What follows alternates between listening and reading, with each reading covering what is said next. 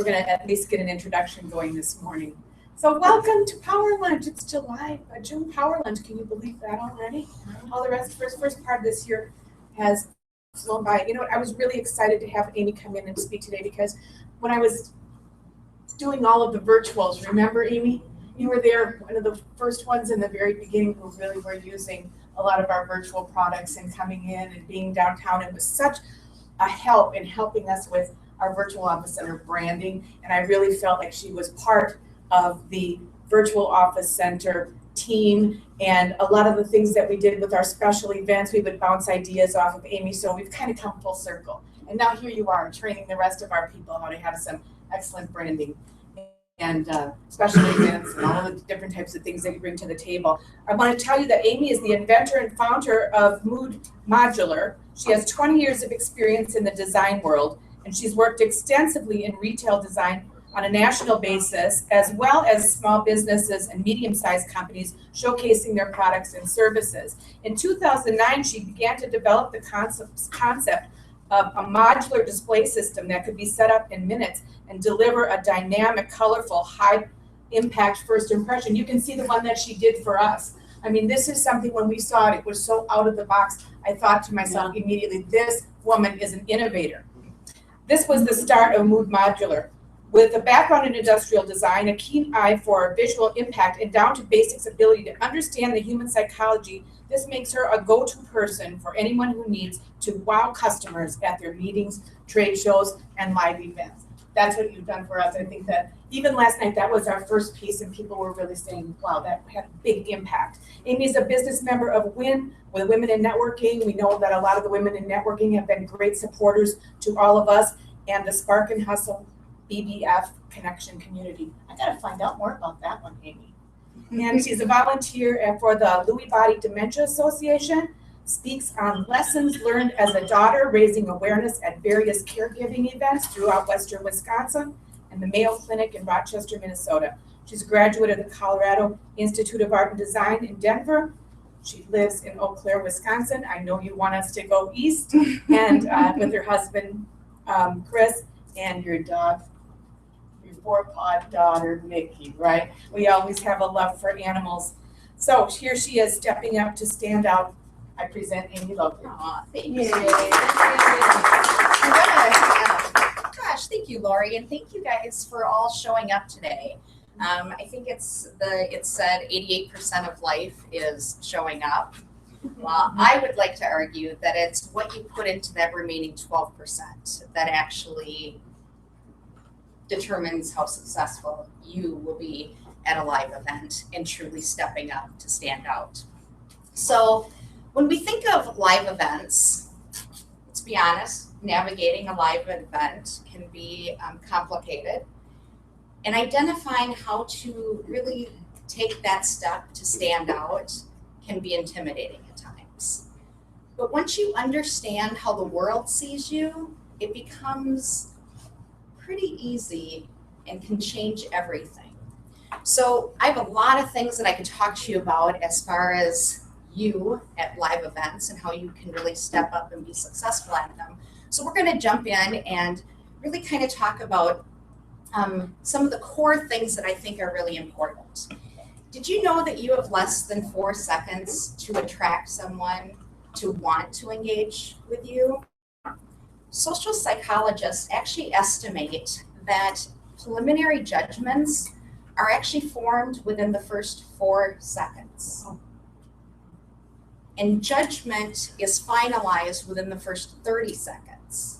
Now, I don't know about you, but to me that sounds a bit like a snap judgment. And every single one of us does it.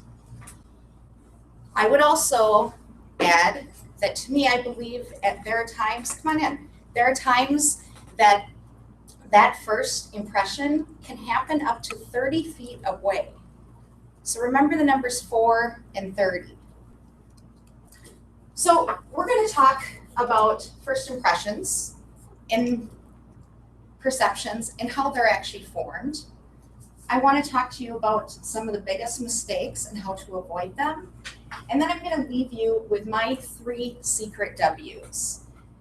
And once you have those, you will be able to navigate and own who you are at any event you have coming up. So, because the world sees all of us slightly different, you have a handout.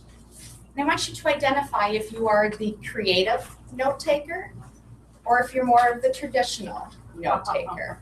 Very good. All right? Because it really does come down to how the world sees us and who we really are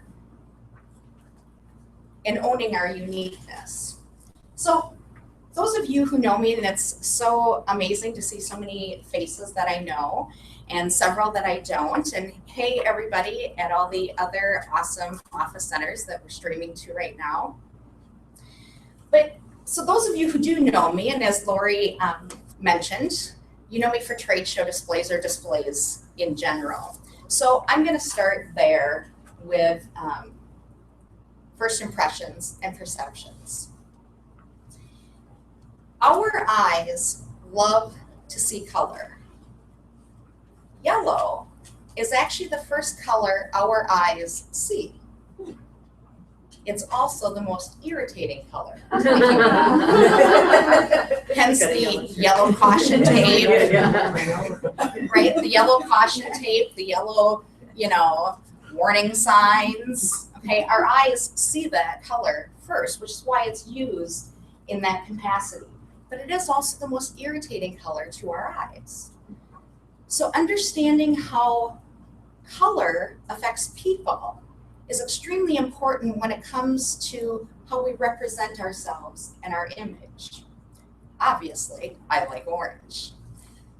Orange is actually also the color that inspires creativity. Wood Modular is kind of known for pushing you outside of that box, taking you to the next level, helping you see beyond the pipe and drape, beyond the table, and where else you can really take yourself to step up and stand out. So, with that being said, when it comes to your visuals, and if you currently have a display, I want you to think about what it looks like and what your visuals are really saying, especially when you think of them being viewed in a 360. Are you missing out on valuable real estate when you think of viewing your existing display or your future display in a 360? Now, your display is also you, and we'll get into that in a little bit. But first impressions and perceptions. So how exactly are they formed in such a short amount of time? We're going to talk about 3 areas. The first one being your visuals, which I've already started to touch on. The second one is our body language. And finally, I want to leave you with follow-up. And yes, that does have something to do with first impressions. So, visuals. I already talked about color and how we view ourselves and our displays, but if you take your display and you think about it one step further, and you think of your display as a piece of artwork, a well-crafted sculpture is interesting from all sides. So is your display, your visuals, giving the proper impression of you? Do you reflect your brand, and is your brand really reflecting you? Remember, you have less than 4 seconds to really grab somebody's attention to want to engage with you. Is your message confusing? Is your display professional? Or does it look like a science project that may have just exploded? We've all seen them. It sends a message. And that's your branding. And are you being reflected in that to its full ability? Does your messaging and display encourage engagement? Maybe you want people to ask you questions. It's all a part of bringing people together, because doing that makes it a lot easier for us to maybe step out of our comfort zone a little bit more. Visuals also include our appearance, yes, the way we hold ourselves, our posture, but it's also in how we dress. Are you confident in what you're wearing? Or did you just simply go through the motions of getting dressed this morning? Think about when you know you look good.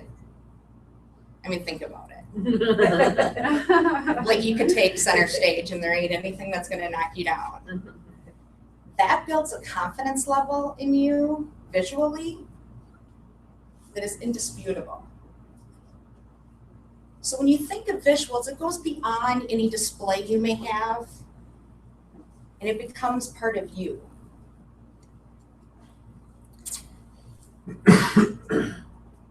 I like to also include our environment in when we talk about visuals. You know, Office Centers has beautiful locations for us to engage with clients or potential clients, networking events. Well, when you're at like a trade show or a conference or even a general networking event like we are today, we have to understand that we are our brand, and many of us are entrepreneurs. Now Google. I am definitely my brand.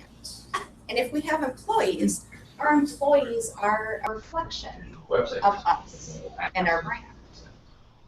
So having a Go.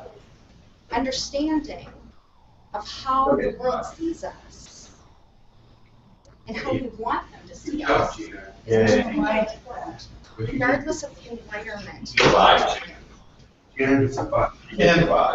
Office Centers, I would have to say, is an excellent example of brand recognition. and Okay, now consistency. I'm on here though.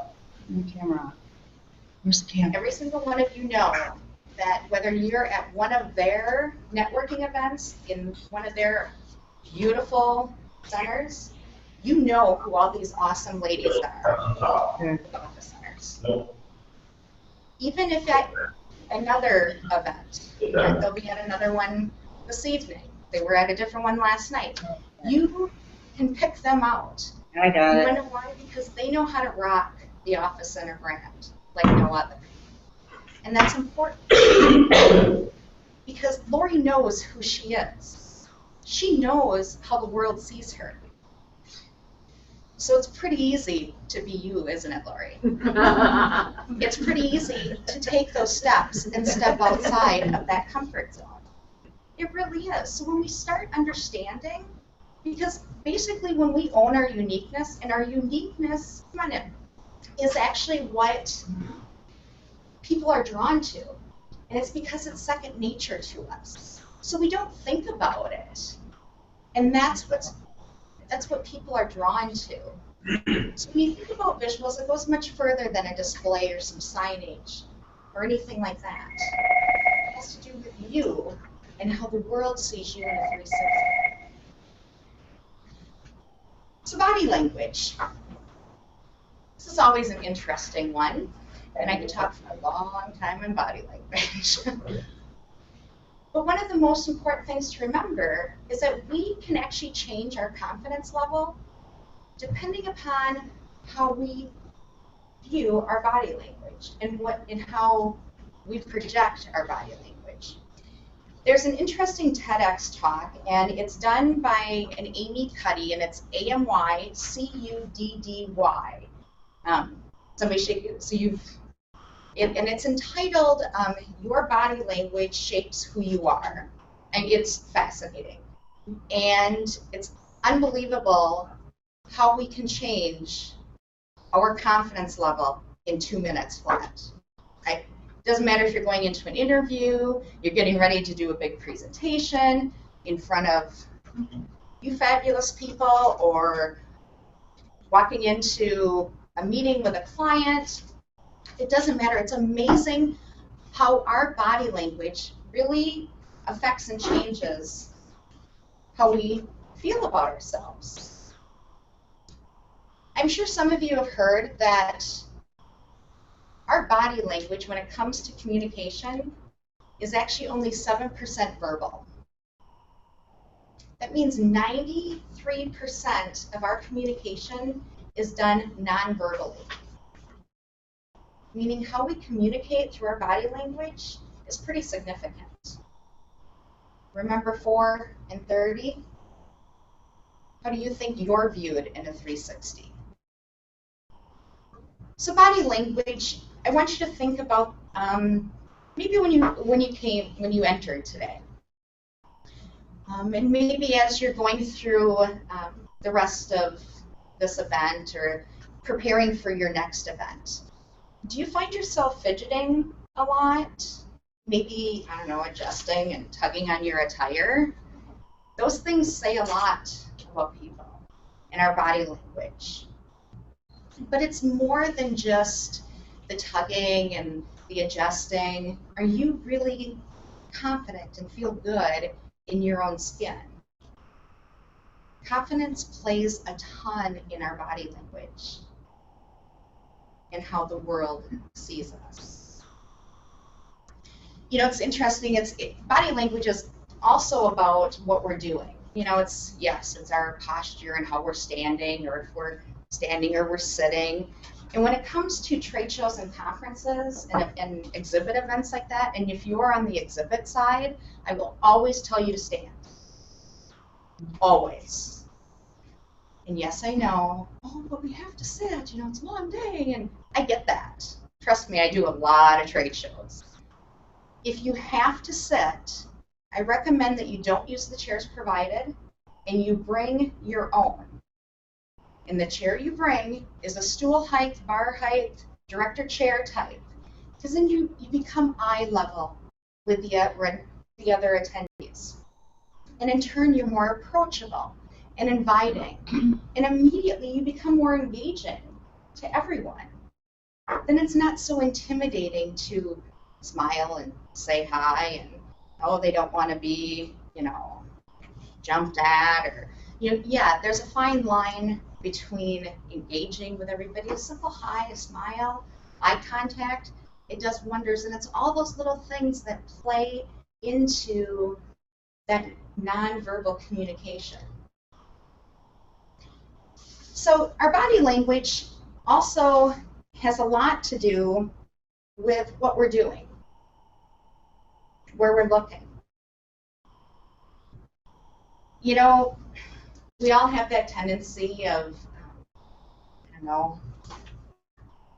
pulling this out a lot, and, you know, we're constantly checking things on it, and, you know, you were just checking what time it was, right? Because how many times, and I'm guilty of it, I use this to check the time. Well, there's this really cool gadget, actually it's more of an accessory that's out there. It's called a watch. And I recommend everybody wear one when it comes to a live event.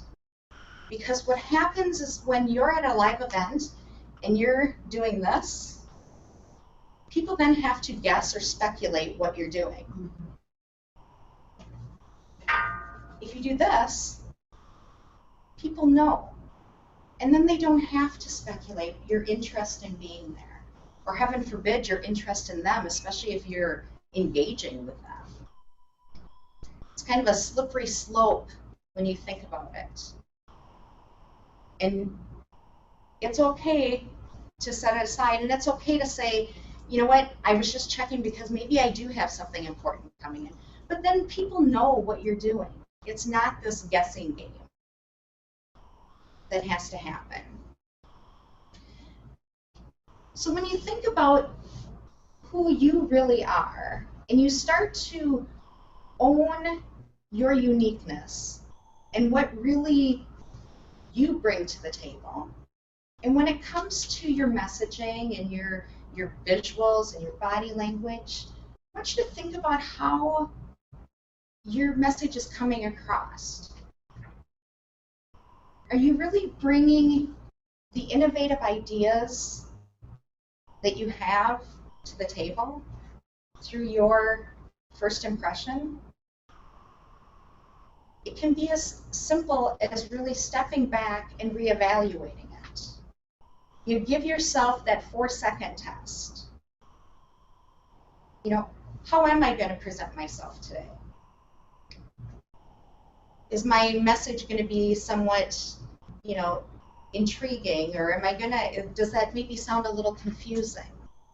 You know, if you really step back and ask yourself, what is it that you do best? And only do what you do best.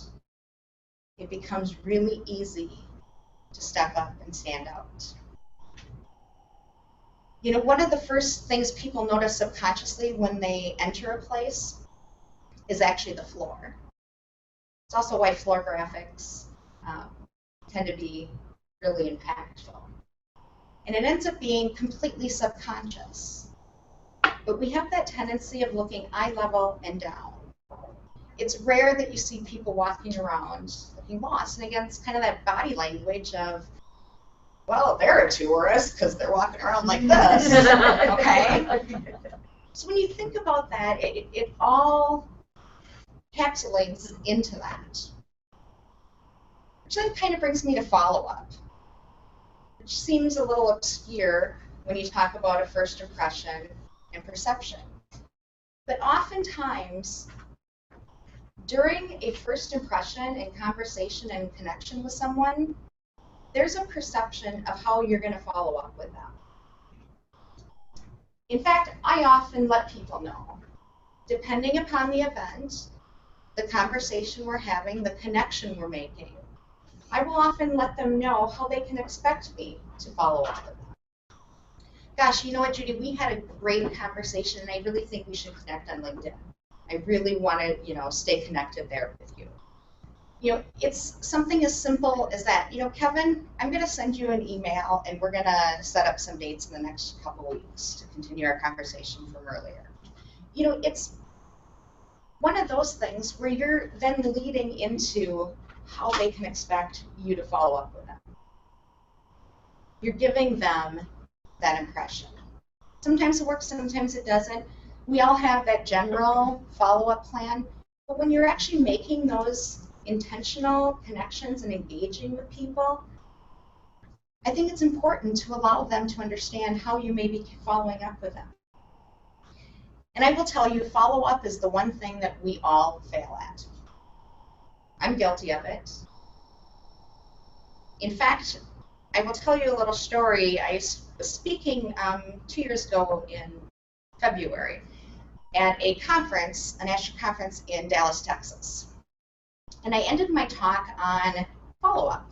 Like, I developed this very simple strategy that regardless of what your follow-up, you know, type was, you could adapt. It didn't matter. It was just very simple. I'm very focused on simplifying things.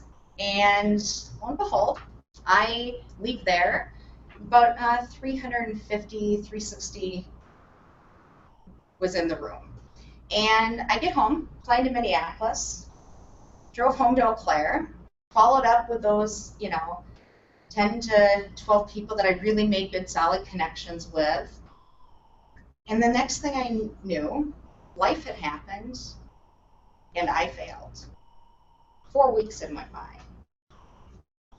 And I was like, what? Well, that was one heck of a first impression I just left with them, now wasn't it? And I decided, you know what? The only foolproof follow-up is to be honest. So I pulled up my email, started typing in the subject line, life happened, and I failed. And I sent it out to every single 300 plus people that I had contact information for. And I started the body of the email by saying, you know what? Even some of the best, most simplest laid plans don't exactly always work out as you plan. In fact, I'm human, and life happens, and I will be the first to admit I failed at my own follow-up plan. And then I went into my general email, and I received, to this day, more positive feedback from that one email than I have with anything else. And it was because I was honest. Because we've all been there. We've all done it. So the moral of that is follow up regardless of how long you think time has passed.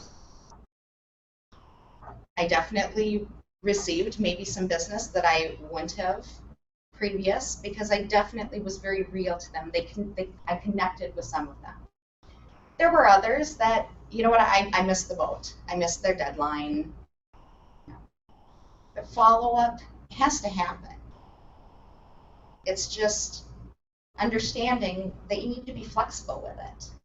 So I believe if you have a plan that you can evaluate with all of these, with your visuals, your body language, your follow-up, when you have that in place and you're able to be flexible with it and adjust it, because every event is different. Every event is going to be unique, just like we're all unique and our branding's unique. But it's about owning who you are and really only focusing on what it is that you really do best. Because having that in place can help avoid some of these big mistakes. And I'm going to talk about knowing your ideal customer, identifying a goal, and having a solid core message. And what I mean by identifying your ideal customer or knowing who they are is because we can all simply say, oh, you know, it's XYZ industry. I'm not talking about that. I'm not talking about the industry. I'm not talking about the size or the number of employees or even their annual revenue or what their budget may be. I'm talking about who they are as a person. Because now more than ever, business, how we do business has changed. You've always heard, we've heard it said for years that people do business with who they know, like, and trust. Well, if that ain't the truth today, more than ever, we all have competition. I personally think competition's good. I embrace my competition because I know what I do really well, and that is all I do. So if you want a pull-up banner, I won't sell you one because I'm your friend, and I don't believe that friends will, sell those to their friends. But I know who I would give you the contact information for. If you want a complete rebranding package, I can do it for you, but that's really not where my expertise lie. But I know somebody I could recommend. It's about really embracing that. But you have to identify and know who your ideal customer is. What's their personality? You could say, oh, but I like working with restaurants. Oh, trust me, you don't want to work with every restaurant out there. When you really think about it, think about their personality. Where do they hang out? What do they like to do? What are their values? Maybe it's their beliefs that are important to you. Maybe it's an age range. Maybe it's, you know what, I really like working with women. Or, you know what, men are my ideal customers. Or maybe it's a combination. But you really have to dig deep and just do a brain dump and identify all the characteristics that when you close your eyes and you think of your ideal client, why are they your ideal client? Because business is about relationships. So knowing your ideal customer, extremely important. Even when you're looking at different events, because I said, every event is unique, which goes into having a goal for that event. Because if you're going to an early bird networking event at one of the office centers, trust me, that's gonna involve probably a different ideal customer of yours than if you were attending a chamber business after hours on a Thursday evening. Two completely different attendees. You have to have a different goal for each of those. And your goal could be extremely simple. Maybe you want to add 5 more, you want to meet 5 new people that you don't know. Maybe you have a new product or service that you want people to know about. Maybe you're new to the area and you just simply need to raise awareness about yourself. And some of those goals will be the same at different events, and some of them will be extremely different. But you have to identify also who is attending that event, because your goal will will change slightly. It's not just about you. It's about who else is there. And if you identify that, it makes it much easier to identify your goal. In fact, I have a couple suggestions for you for when you're identifying your goal, so I don't miss them. I'm going to look at my notes. I want you to make a list of what you think you would want from an early bird networking event. Make a list of what you maybe wanted to gain from being here today. Was it just to hear me talk? Or was it also to engage? Maybe there was somebody else that you knew who was going to be here that you would really like to meet. Every event is, Teresa could tell you, every event is an opportunity to network and to build your network. So then having a core message is really important because you need to know how to deliver and be successful at obtaining your goal. So having a good, solid core message is extremely important. But you have to remember to keep it simple. Remember 4 and 30. Think of it this way. If somebody who has never seen you or knows anything about you, you need to be able to describe who and what you are in as quick as possible. If you're putting it on your signage, I recommend 12 to 14 words because people don't read. We do not read, we skim. So you need to keep it extremely simple. I would also recommend that you don't use a bunch of jargon or acronyms or complicated terms, even if you're in a very industry-specific event, because not everyone has maybe been in the industry as long as you have. It goes back to that first impression, that perception. We can all say we're really great at a lot of things, but saying you can do everything, you're really a disservice because you're not truly helping everyone. So really identifying and having that message and that core message down to a T, and it can be everything from your elevator speech to your signage.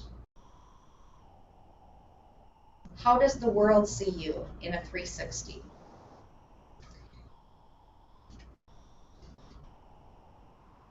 I'm going to give you my 3 secret W's. They're pretty simple. It's your why, your what, and the most important one is the who. Why are you attending that event? What do you want to get out of that event?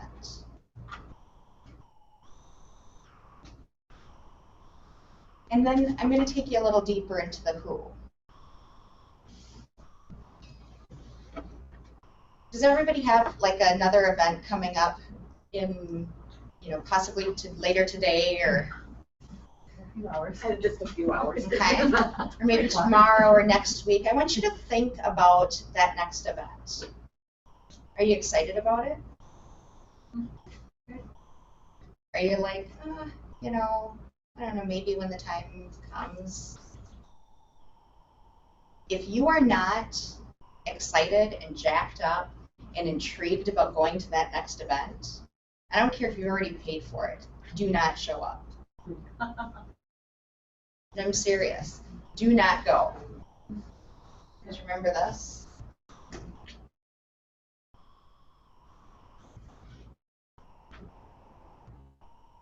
People are going to be able to feel that. So if you aren't and you have to go, although I recommend you find somebody who is excited and jacked up, listen to that TED Talk.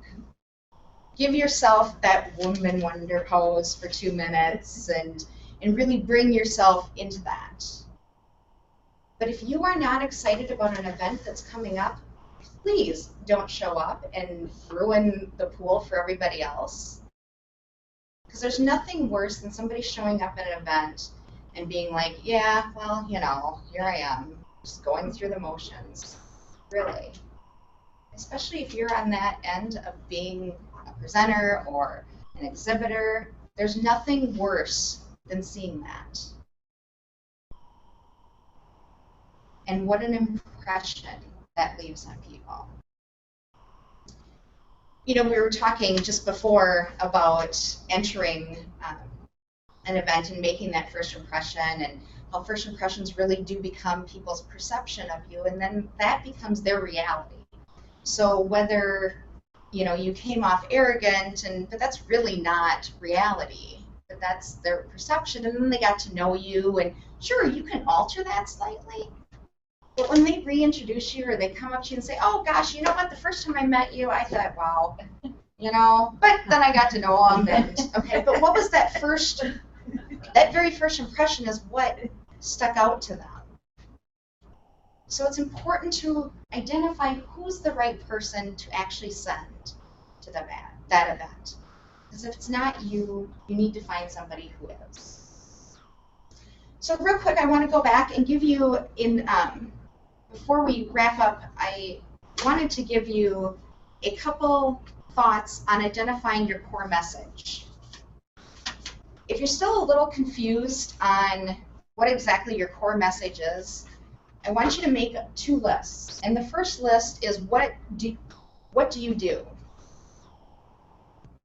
I want you to write down everything you do. And then I want you to make a list of why your services or products are the best. And then I want you to go back and I want you to edit those lists. Because you really need to identify what it is that you do really well.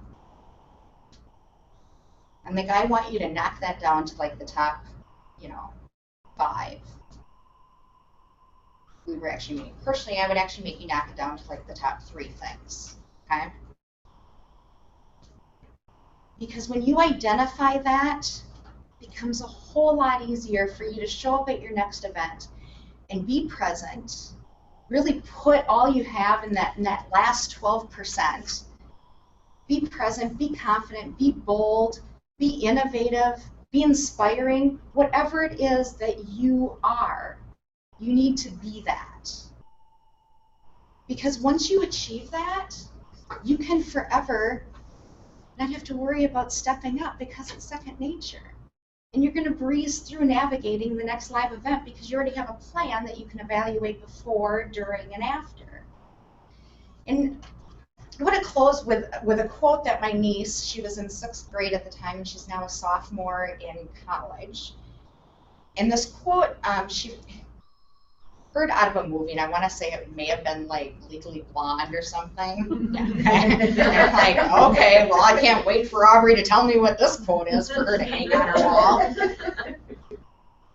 And it stuck with me because I'm like, 6th grade, huh. Why go through life unnoticed? I thought that was actually pretty profound for a 6th grader to want to place on her wall. Why go through life unnoticed? So let me leave you with that. I would love to take any questions or anything, but if you want to connect with me, that's some of the ways you can connect with me. Obviously, there are some little handouts there that actually created some awesome ops just for you guys. So if you're interested in, scanning the free download of the 10 ways to make your sales displays stand out, please do so. But thank you guys so much, and thank you so much for showing up. And hey to everybody in the other Office Center locations. And Lori, thank you so, so very much. Any questions? Questions at any of the other locations? Nothing that popped up. Yeah. When you mentioned that there's like Google Sales in 360 or Virtual 360, so Can you explain what you mean by that? So let's say I walk into the room, there's like something standing. So like, is it just like me staying behind? Like, what do you mean by that? Absolutely. Well, absolutely. What I mean. Repeat the question. Oh, because that's absolutely. the Yes, question. absolutely. So what do I mean by being viewed in a 360? So when people first enter an event, they scan the room. They do it for two reasons. The first reason is they're looking for someone they know, because wow, what a great way to bump up our confidence levels when we connect with someone that we know, or what they're also looking for, what attracts them, maybe draws their attention. Okay, so you can be entering a room, and I could be facing the door, or I could have been from behind, or it's have the ability to be viewed from any different direction. So sometimes your first impression is seeing somebody from the front, maybe it's the back or it's the sides. And I want you to think of it as you, but also your display. Does that make sense? Does that answer your question? So you're actually you're potentially being viewed from 30 feet away for the first time. So it's understanding how the world sees you at any given moment, whether you're seeing somebody or not. Does that make sense? Yeah. Thank you. Yeah. Anything else? There's actually one here from Union Plaza. It says, what type of visual have you found to be the most influential at events? I believe it's those that you interact with. I mean, let's face it, your customers aren't flat, boring cutouts, and neither should your display. So it's not getting lost in that sea of what everybody else has done. But honestly, it's the one thing that I have found. Even if you have, so when you think of, even if you have the science project that I referred to, which was the 3-panel fold-out thing, even if you have that, you can still be innovative with it. You can still think of it in a 360. It's just a matter of how you display it. I also believe that when you have something that you can move around, so whether you're interacting, like I was interacting with these, but even having that moment where you can switch things around completely draws a different attention, because people are taking notice of, because we don't read, and we have that tendency, we're constantly bombarded with signage and information that we sometimes close down. But man, when you're driving down the road and you're like, I swear to God, wasn't there a building there yesterday? Or, okay, did they just change color on that? Okay, it's all of those, so it's just keeping it fresh. Being able to keep it fresh, I think, is extremely important. They also ask if you can repeat the 3 biggest mistakes to avoid again. Absolutely. Why are you attending? Oh, biggest mistakes. Not knowing your ideal customer, identifying a goal, and having a core message. That's good. No. Awesome. Tell us a little bit about mood. Mood. Well, we firmly believe that we want you to think beyond the table, the pipe and drape. We're all about taking you outside of that box. So our displays are obviously interactive, but you can actually separate all of our displays, and they can convert from a floor to a tabletop in seconds. And they actually collapse down my carrying case.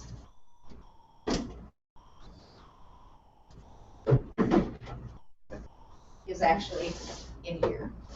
So everything's very flexible.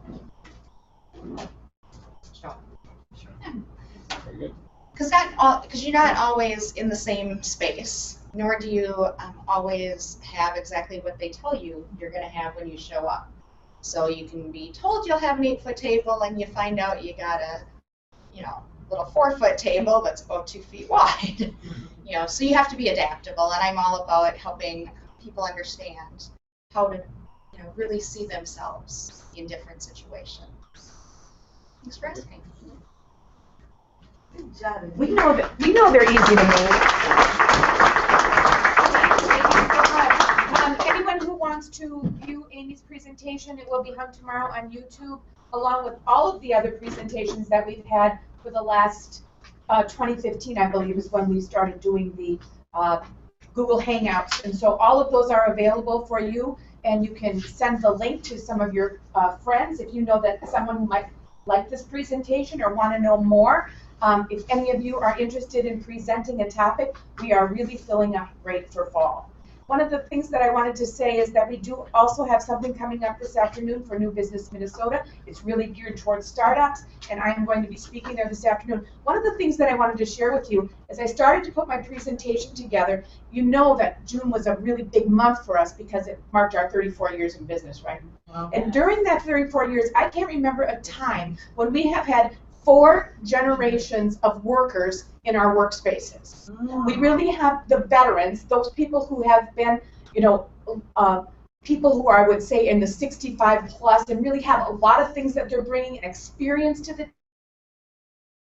you know, the veterans and the boomers still have a lot more money to spend. We have the Gen Y, the Gen X, and then we also have the millennials and all of us in the space. And when we think we're smart, go into the workspaces and we are all working together, because together we're smarter and stronger, and we bring so much to the table that it just made me feel so energized to think about all of the people that we have. We have 500 virtual companies. We have 286 individual companies that are in our 24/7 spaces, for almost 1,200 people that we have working at office centers and virtual office centers on a monthly basis. And those are some amazing numbers. One of the things that that made me it really is good. And next month at our Power Lunch, we actually have a millennial who's going to be talking with us. It's Alex Bernier. He's talking about forming a rock, your business niche. So if we want to hear some new and different things, I think Alex is going to be able to deliver on that. In this Power Lunch, he's going to share real tools, methods, and lessons he's learned in niche marketing and product development. He's been doing his business since 2010, when he started at age 23 as a startup with funding from his family. So some different things that are going to come in, and I think that you should mark June 30th because it's going to be a great event. We hope to see you then. Amy, thank you so much. It's been great. As I said, in 24 hours, we've had this up. This will be the 3rd time we're going to move. Easy to use. We know that for a fact. The other thing I was going to say is, as a thank you, we want to give you an upgrade in the new Connect business-to-business directory. So look for her listing there. Most of you, please go to see the Connect directory. If you haven't looked at it in the last 2 weeks, it changed on June 1st. That's where you're going to book your conference rooms. That's where you're going to pay your online bill.